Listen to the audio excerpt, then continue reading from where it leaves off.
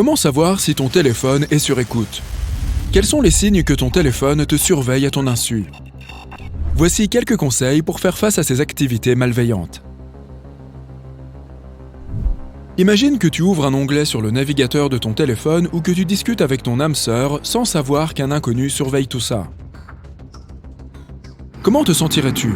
L'agresseur, appelons-le ainsi, peut voir les sites que tu consultes et avec qui tu te connectes. Mais il ne pourra peut-être pas voir tes messages. Tout dépend de la manière dont il a choisi de te pister. Si tu installes une appli provenant d'un App Store alternatif, ta vie privée peut être en danger. Il se peut que tu installes cette application sans savoir qu'elle est nuisible.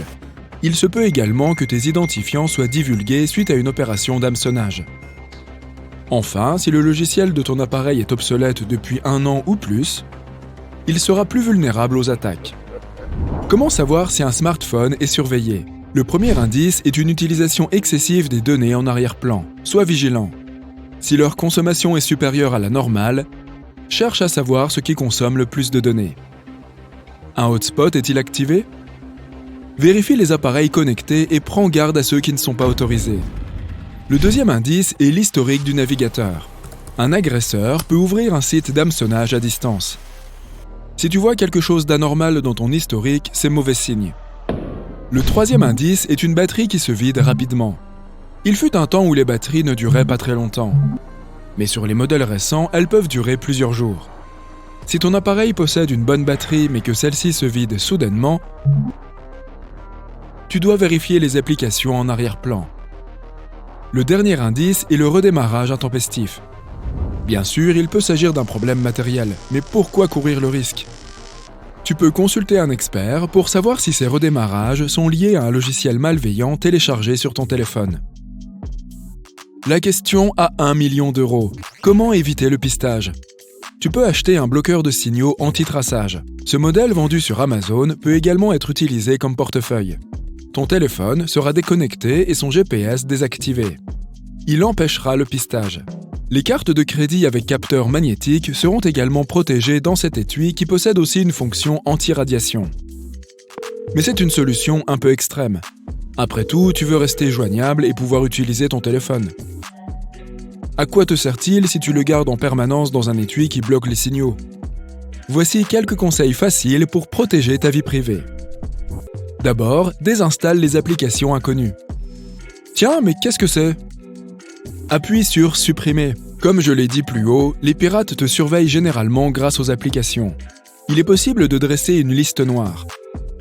Pour éviter les conséquences fâcheuses, télécharge toujours tes applis sur des App Store officiels. Les applications suspectes peuvent se faufiler dans Google Play et dans l'App Store.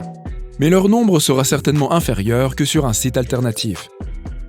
Pour protéger ton téléphone, tu peux aussi créer de bons mots de passe et activer l'authentification à 2 facteurs sur tes comptes les plus sensibles.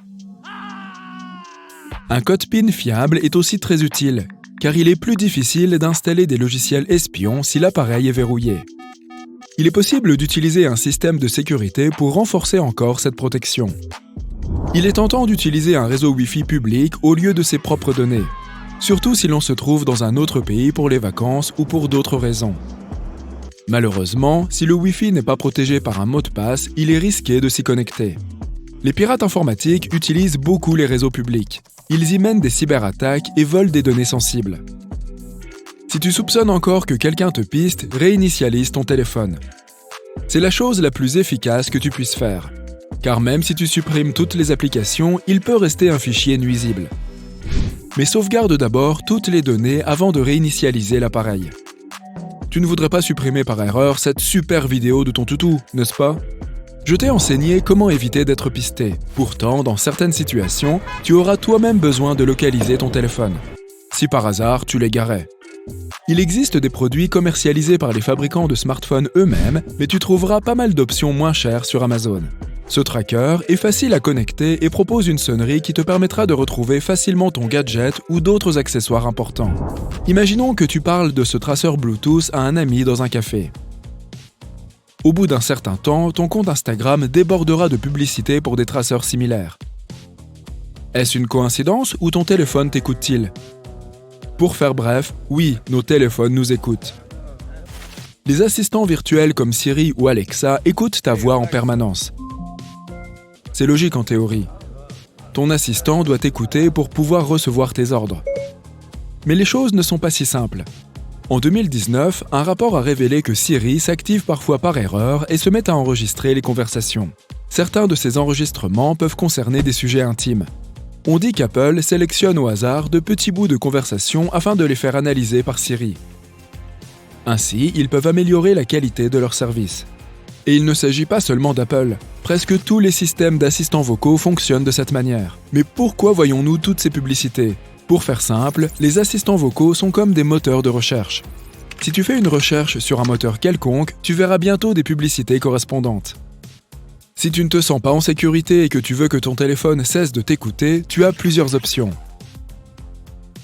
Tu peux par exemple remplacer ton smartphone par un pigeon afin de communiquer. Le plus gros problème, c'est qu'il faudra le nourrir et payer les frais de blanchisserie de tes destinataires. Je plaisante. Ton téléphone t'écoute par l'intermédiaire de son micro. Tu peux désactiver Siri et ses équivalents. Après avoir désactivé ses assistants, va voir les applis qui ont accès à ton micro. Si une appli te demande l'accès à beaucoup trop de choses, méfie-toi. Une appli de vente de vêtements a-t-elle vraiment besoin d'accéder à ton micro ? Probablement pas. Enfin, tu peux aussi envisager d'utiliser un VPN pour sécuriser ton activité de navigation manuelle. Bien, mais qu'en est-il de la légalité sur ce sujet ? La réponse se trouve dans la petite case que nous cochons dans les conditions générales d'utilisation. Nous autorisons ces entreprises à collecter nos données en nous imaginant qu'elles ne les utiliseront ni ne les vendront de manière illégale. Savais-tu que Tim Cook, le PDG d'Apple, a déclaré un jour qu'il y avait plus d'informations sur toi dans ton iPhone que dans ta maison ? Apprête-toi à être étonné et effrayé. Ton téléphone en sait énormément sur toi. Les entreprises collectent des données sur tes déplacements et ta position, mais elles peuvent aussi localiser tes amis. Prenons l'exemple de Mes Amis d'Apple. Je sais que cette appli est très utile quand on est dans un lieu très fréquenté, mais lorsque tu l'utilises, ton téléphone enregistre toutes les données sur les endroits que tu as visités, le temps que tu y as passé et les personnes que tu y as rencontrées. Ton téléphone peut même connaître ton humeur. Parfois, tu la rends publique sur les réseaux, mais les données de fond suivies par ton smartphone témoignent aussi de ce que tu ressens. Une étude a été réalisée à l'aide d'une combinaison de capteurs pour déterminer les états d'âme d'une personne. Ça a duré 4 mois. Les chercheurs ont donné des smartphones à 12 patients et leur ont demandé d'en faire leur appareil principal. Les résultats sont intéressants. Ils ont pu révéler que les données d'activité et de localisation de l'appareil permettaient de prédire les changements d'humeur des patients avec une précision de 94%.